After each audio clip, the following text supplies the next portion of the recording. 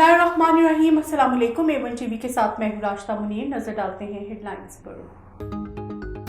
Supreme court में इमरान खान के खिलाफ तौहीन अदालत की हुकूमती दरख्वास्त पर आज समाअत होगी। अदालत ने तमाम फ्रीकैन को नोटिस जारी कर दिए। चीफ जस्टिस की सरबराही में 5 रुकनी बेंच आज समाअत करेगा।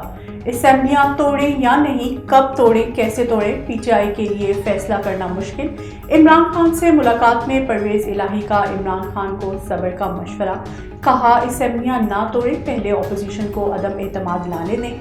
हतमी फैसला आज पार्लिमानी पार्टी के इजलास में होगा। अमेरिका ने अलकायदा, बड़े सगीर और टीटीपी के 4 रहनुमा दहशतगर्दों की फहरिस्त में शामिल कर लिए। दहशतगर्दों की फहरिस्त में शामिल किए जाने वालों में अलकायदा बड़े सगीर का अमीर उसामा महमूद, नाइब अमीर आतिफ गोवरी, मोहम्मद मारूफ और टीटीपी के नाइब अमीर कारी अमजद शामिल।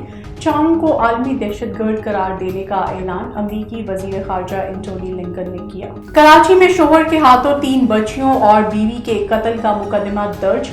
मकतूला के वर्सा ने मुकदमा दर्ज करवाने से इनकार कर दिया था। मुकदमा सरकार की मुद्दत में दर्ज किया गया।